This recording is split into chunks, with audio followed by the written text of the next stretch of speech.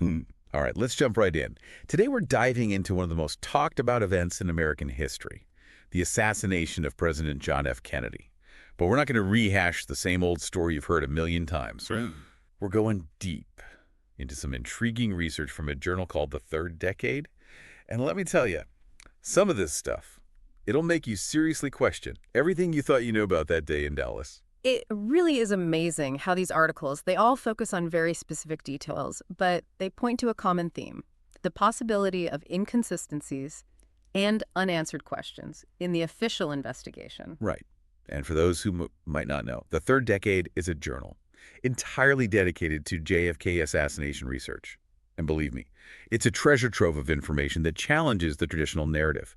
We're going to be looking at excerpts from Volume 3, Issue 4, which is packed with thought-provoking arguments and evidence that will leave you wanting more. So, by the end of this deep dive, we'll have a whole new perspective. On the JFK assassination, we're going to uncover details. That will make you question everything. Absolutely.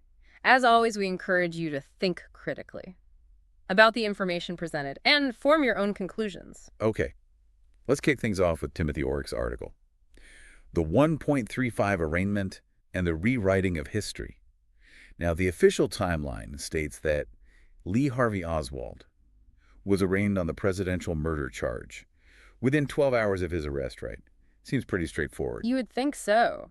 But Oreck's research throws a wrench into that narrative. He uncovers some serious inconsistencies in the arraignment story. Okay, hold on a second. If the arraignment was so crucial, why wouldn't there be a transcript? And how could a major legal proceeding just vanish from the record? Exactly. For starters, there's no transcript of the arraignment whatsoever. You'd think for such a pivotal legal proceeding, there would be a detailed record, but there's nothing. That's bizarre. And it gets even weirder. There's also no checkout slip, indicating that Oswald was even moved to the arraignment room. And get this, employees who supposedly worked at the time claim to have no memory of it happening. So it's like this arraignment happened in a black hole. No paper trail, no witnesses. What is going on here? Here's where it gets really interesting. Oreck discovered an article in the Philadelphia Bulletin from November 23, 1963, with a headline clearly stating that Oswald was arraigned on the presidential murder charge. So they're a record, but it's like it appeared and then vanished into thin air. Wait, so this story just disappears. Poof. Pretty much. Or couldn't find any mention of the arraignment in any other publications from that day, not even in later editions of the Philadelphia Bulletin. And it gets even more baffling. Major national publications like Time, Life, Newsweek, none of them mention the arraignment in their coverage. You'd think if this event actually took place, it would have been front-page news everywhere. Right. You can't just ignore a major legal development like that, especially in a case of this magnitude. It's a puzzle Oreck tries to solve. He analyzes conflicting newspaper accounts, the odd silence from key figures, like John McCullough, the journalist who reported the arraignment for the Bulletin. It's as if someone was trying to erase this event from history. So what does Oreck conclude? Is he suggesting a cover-up? He doesn't explicitly say it, but he strongly implies that something isn't right. He suggests that maybe microfilms of newspapers were tampered with, or that there was a coordinated effort to suppress information about the arraignment. Wow, so potentially a deliberate manipulation of the historical record. This lack of documentation throws the entire official timeline into question. You have to ask yourself, if they were so quick to pin the assassination on Oswald, why is there no record of this crucial legal step? Exactly, and it begs the question, what else might be missing or obscured in the official narrative? Okay, let's shift gears a bit and talk about how the JFK assassination is presented in textbooks. Terrence Rittmaster's article, The Kennedy Assassination in U.S. History Books, tackles this head-on. He's concerned about the way the assassination is portrayed, or rather, misportrayed, in high school and college textbooks. Yeah, he believes that these textbooks are oversimplifying a very complex event and potentially misleading students about the full scope of the story. So these textbooks aren't giving the full picture. That's right. Rittmaster even shares his own experience trying to get a major textbook publisher to revise their statement that Oswald acted alone. They flat out rejected his suggestion. Wow, really? That's surprising. What specific examples does he give of misleading information in textbooks? He analyzes several excerpts from popular history textbooks, and the most striking thing is that they all present the lone gunman theory as an undeniable fact. There's little to no mention of alternative viewpoints, or even the existence of government reports that contradict the Warren Commission's findings. So they're basically ignoring a huge body of research and evidence. That challenges the official story then. Yes.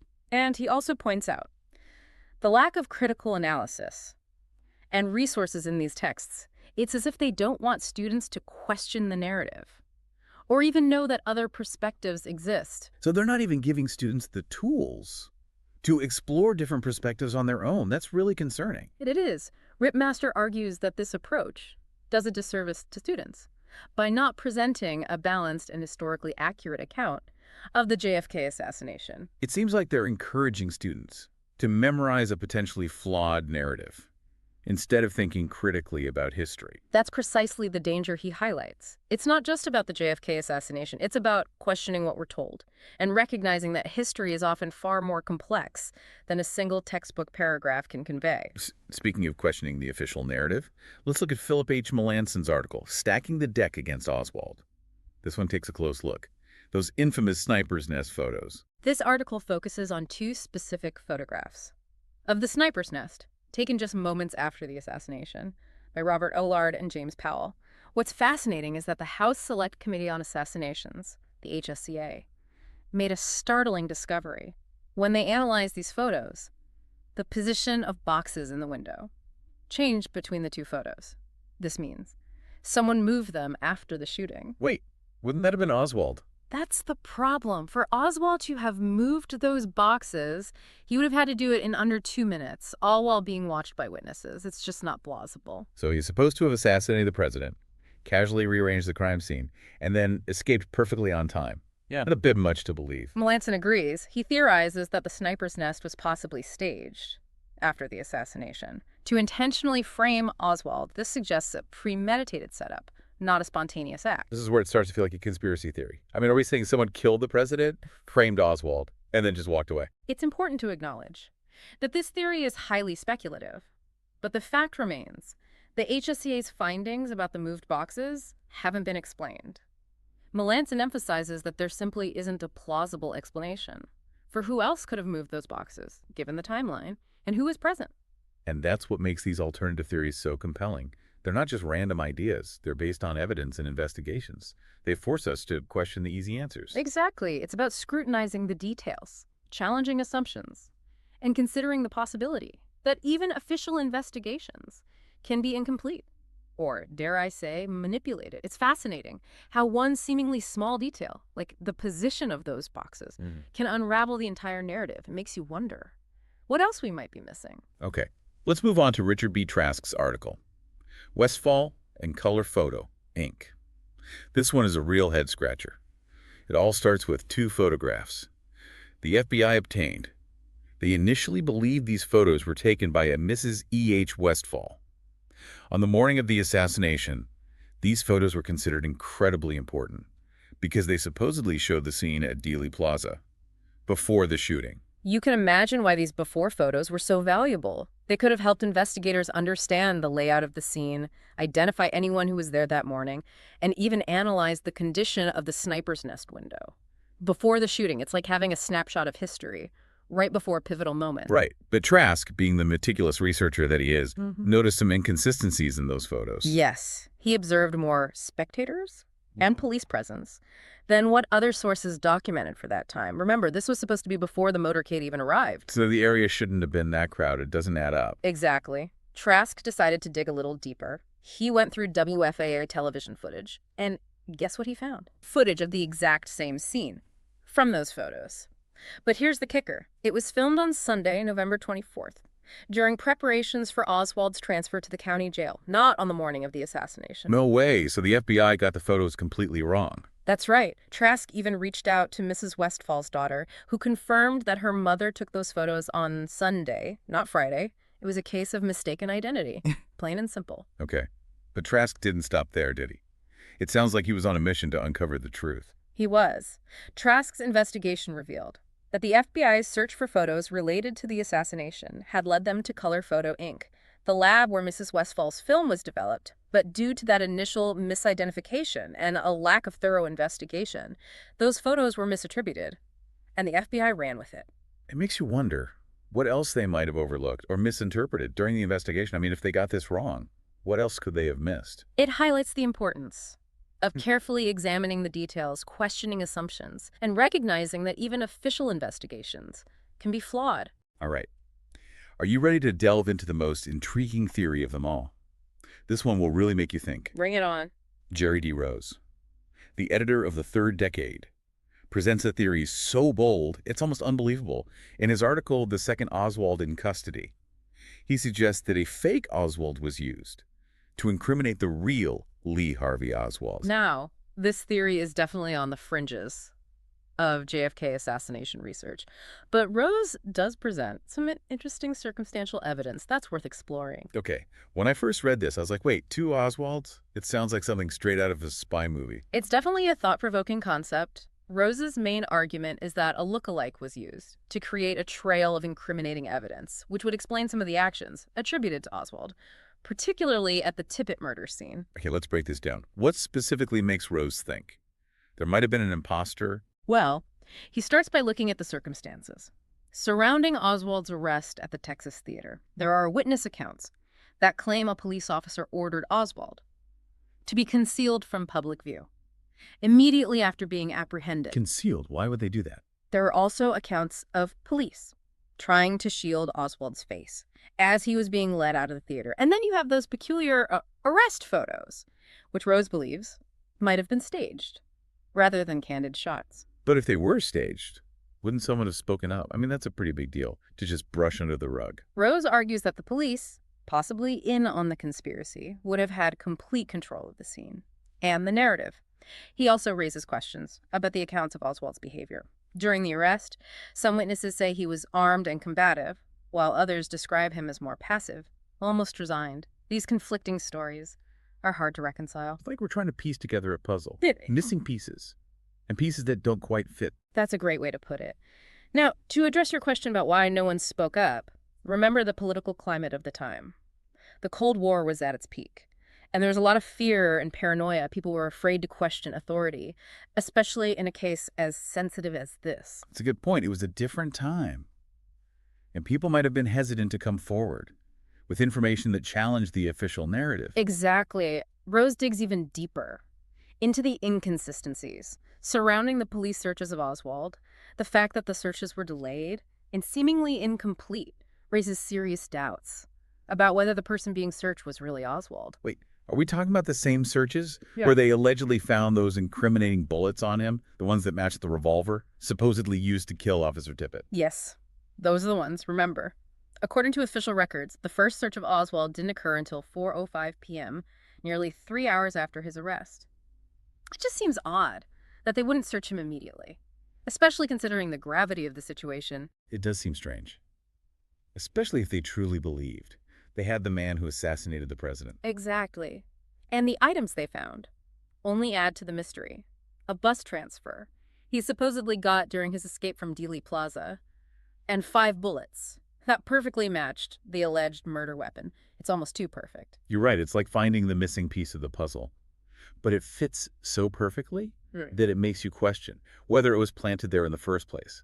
Rose suggests this was all a setup, right? That's his theory. He believes the police, working with those who orchestrated the assassination, needed a clear link between Oswald and the crimes. And what better way to do that than to plant incriminating evidence? But wouldn't the real Oswald have protested? If this was all a sham, why wouldn't he have pointed out the inconsistencies? Rose addresses this by looking at Oswald's demeanor. During those initial interrogations, according to police records, he was remarkably calm and collected.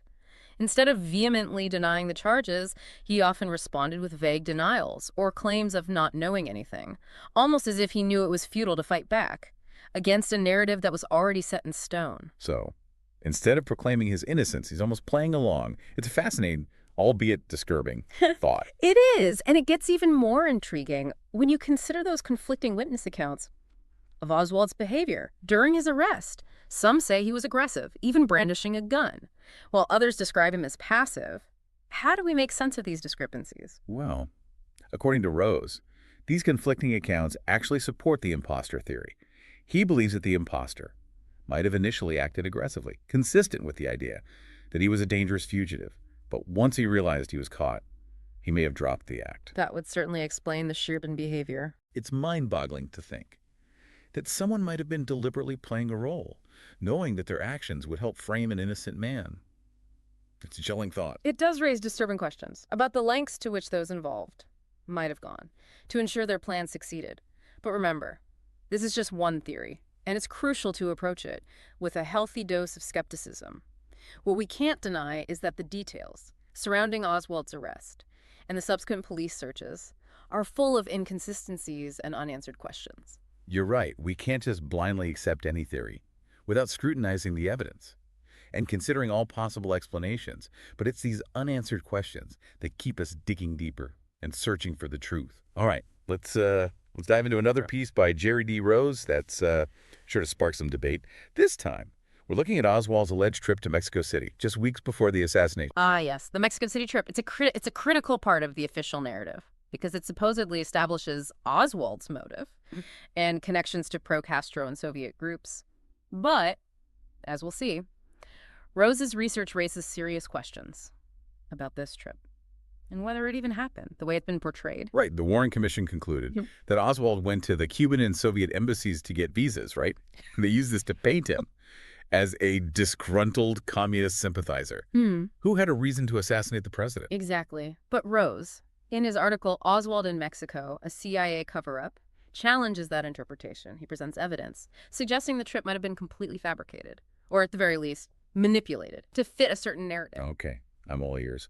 What makes Rose doubt the Mexico City trip? Well, for starters, there's a lack of solid proof that Oswald was even there. We're talking about a major event here, just weeks before the assassination, and yet there are no photographs or videos of him in Mexico City during that time, no eyewitness accounts that can definitively place him there. But what about the witnesses who claim they saw Oswald at the embassies?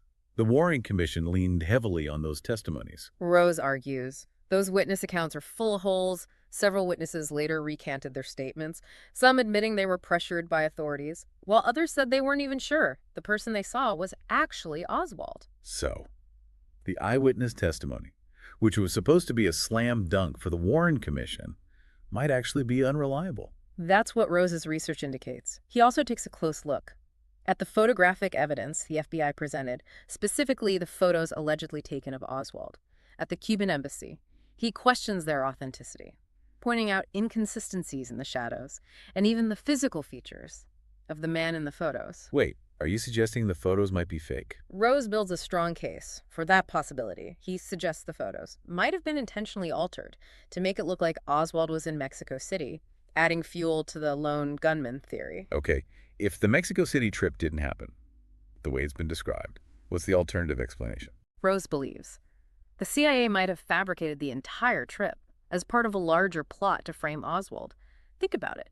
If they could link Oswald to communist embassies, they could create a clear motive and divert attention from any potential involvement they might have had. Wow, that's a huge accusation. So you're saying the CIA manufactured this elaborate ruse, creating false evidence and manipulating witnesses to make Oswald the fall guy. It's important to remember that this is just one theory, but Rose's work highlights the lack of transparency surrounding the Mexico City trip and the unsettling pattern of inconsistencies we keep encountering in this case. It certainly makes you think about who was controlling the flow of information after the assassination and how the narrative was shaped. Exactly, and it reinforces the need to be critical of even the most established narratives, especially when powerful institutions might be at play. So, let's take a step back and reflect on what we've learned today. We've analyzed 5 articles from the third decade that challenge different aspects of the official story surrounding the JFK assassination, from a potentially faked arraignment to a staged sniper's nest, mistaken identity with crucial photographs, and the intriguing concept of an Oswald imposter.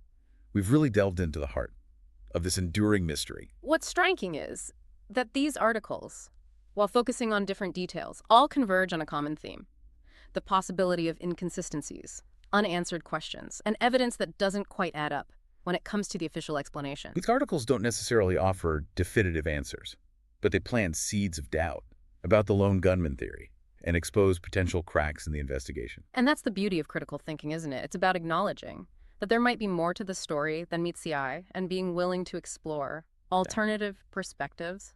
Exactly. Yeah. This deep dive hasn't just been about the JFK assassination. It's been about questioning The nature of historical truth itself. It's about understanding that history is often written by the victors, and it's up to us to dig deeper and uncover the hidden layers. And it's about recognizing that sometimes Yeah. the most important questions are the ones that remain unanswered. So, as we wrap up this deep dive, we encourage you to reflect on what we've discussed and keep asking those tough questions. If elements of the official story are indeed questionable, what does that tell us about the nature of power, the pursuit of truth, and the stories we tell ourselves about history? Keep exploring, keep questioning, and keep diving deep.